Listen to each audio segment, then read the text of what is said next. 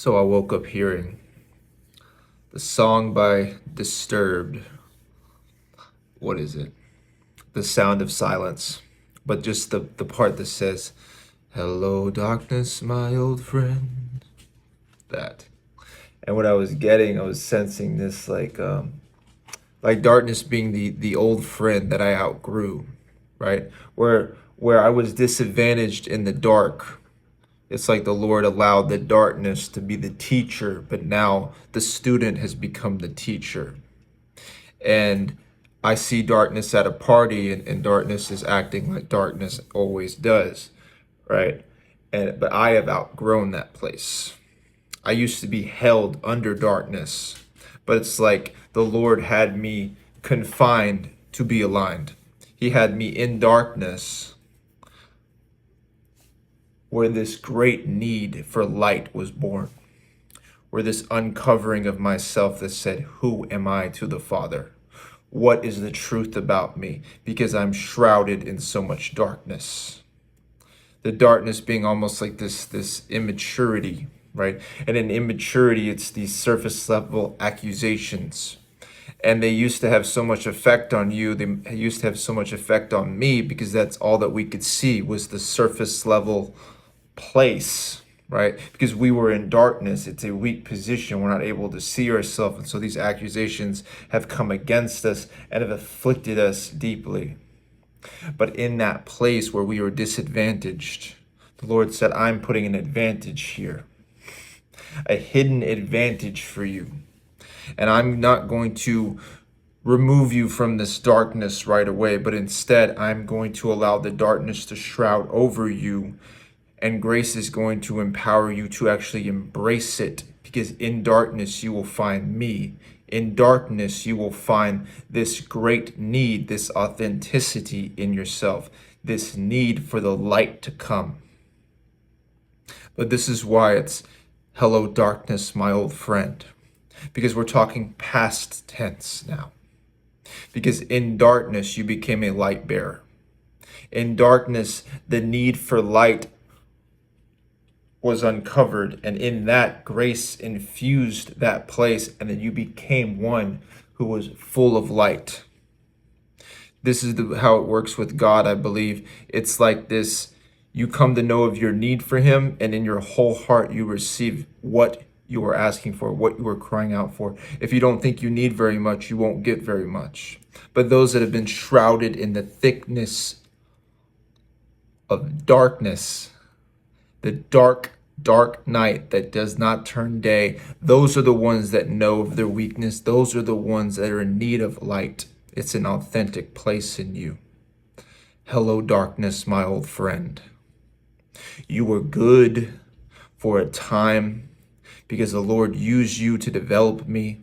I was disadvantaged in that darkness, had my hands tied behind my back, but it was the way that God was going to put His hands on my life. You were used like a pawn in a game already rigged for me to win. I see you at a party and I say, "Hey, hello, darkness, my old friend. I remember you," right? But I do not fear you. And in fact, I have this kind of this sick puppy appreciation for you, because I am who I am today because I was in darkness. And now, for those that are still in darkness, I am the witness of great light. I am the light bearer in the darkness. I'm a witness to God's magnificent work in me, His hands on my life. But man, that darkness was crucial for it to be the context for light to come in. Gotta have context. Gotta have a contrast. Gotta have a background. Gotta have an origin story. Redemptive.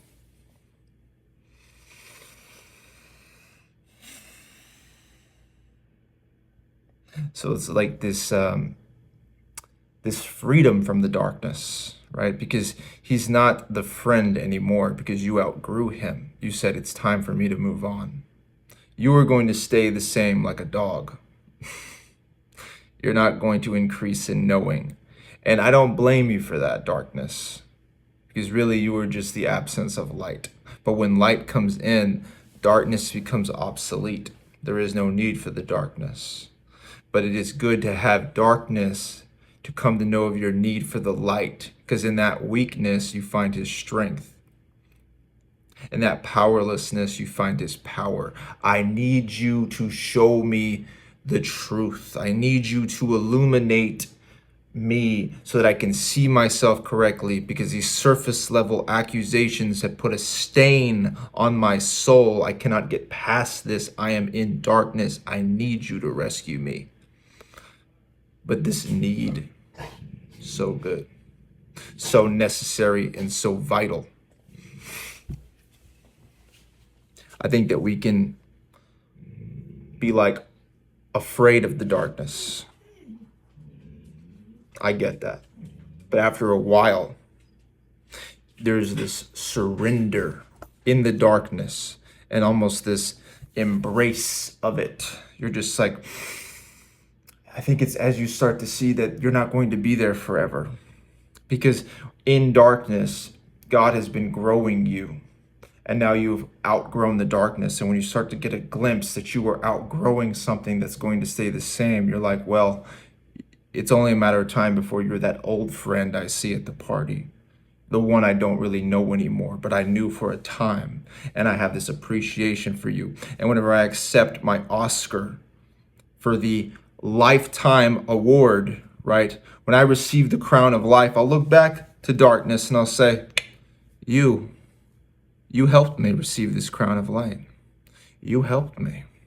God used you in a very specific way to bring out the true authenticity in me, the need, the heartbeat, what was real, because it gets real in the darkness.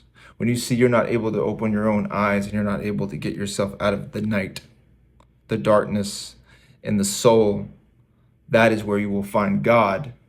That is where you will find God. And in finding God, he will dwell with you there for a time.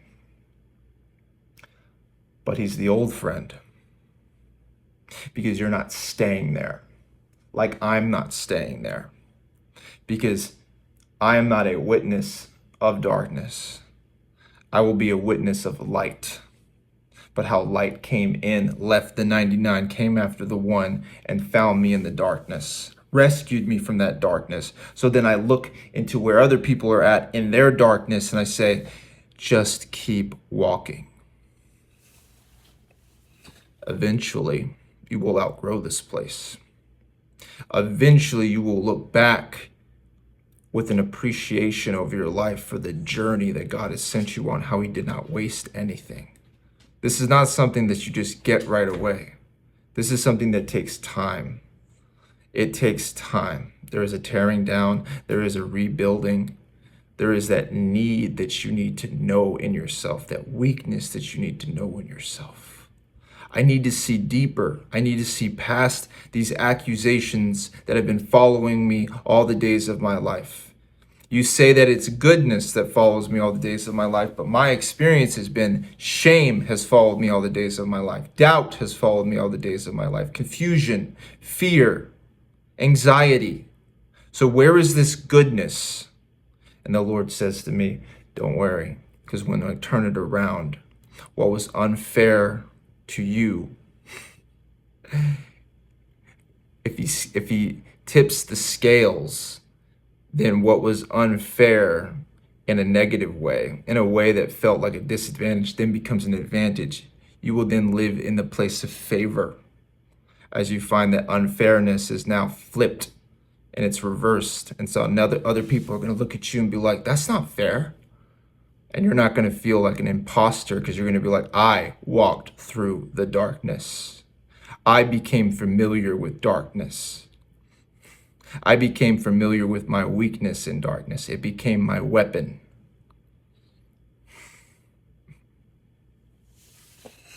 Hello, darkness, my old friend. And darkness is just like probably just, you got to give that guy a break. Because he knows when the light comes, he's not needed anymore. And so he's only for a certain amount of time.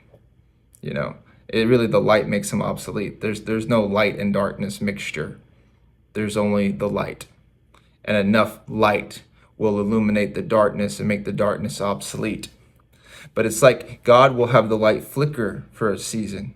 God will have the light be at a certain power, right? That really illuminates just how dark it has been, to bring you to a place where you surrender and say, I cannot see past this point. The light has come and exposed how dark it is. The light has given me context to the darkness I am in. And now I need a great measure of light, a light more powerful than the darkness that then rids this place of darkness.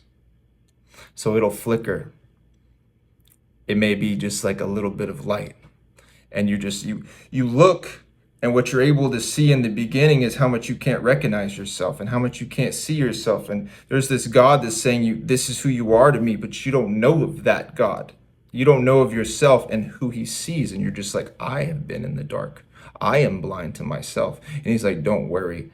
There was a time for you to be blind, but there's a time for you to then be able to see. Saul wasn't Saul forever. He became Paul. But before he became Paul, Saul had to be humbled in his Saulness to see how much Saul couldn't see. It was appropriate. But we will be leaving the darkness behind now. At the right time, he will do it. And it will be, oh, thank you, old friend.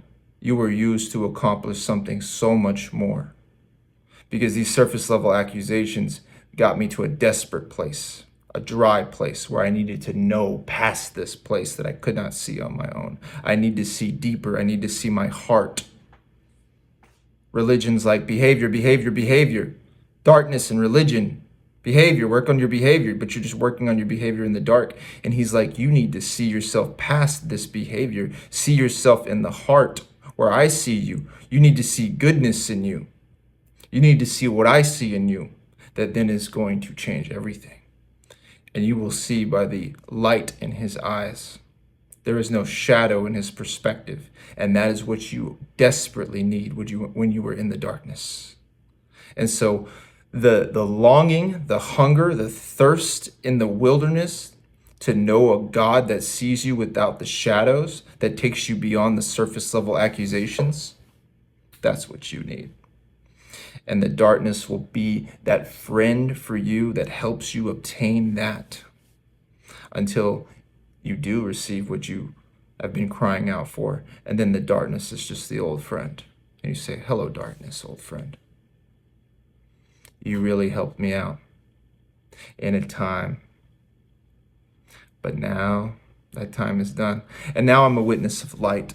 So whenever others are in darkness, they will see the hope in me. They will see what I have gone through, because I will be a witness. I will be a light bearer, a witness of his mighty hands, how he didn't need me to strong arm my way out of darkness, but he was just like, surrender, let go. This is my design. You're not meant to outrun this. You're meant to let go, to surrender, to embrace it. And it feels like you're sinking deeper and deeper into darkness, but it's really like a slingshot being pulled back.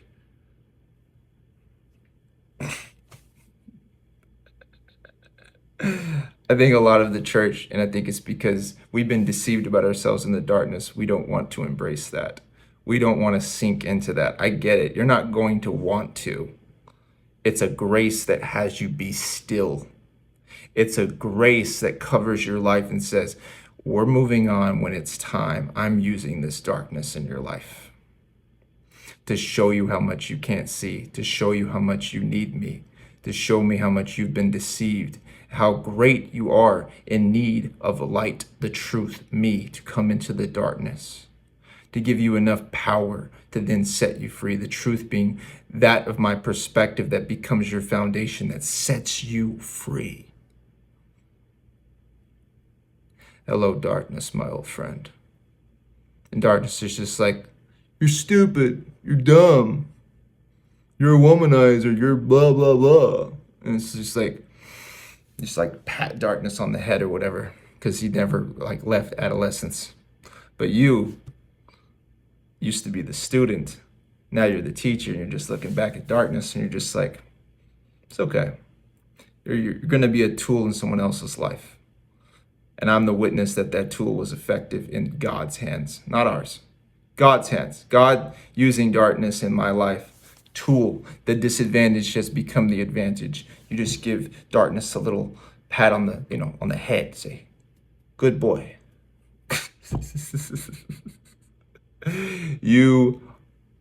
I love you in a way, right? Like, I don't want to see you again. You have no place in my life, but you are the reason why I am who I am today. You brought it out. The need for light ushered in the grace for light, and now there is light.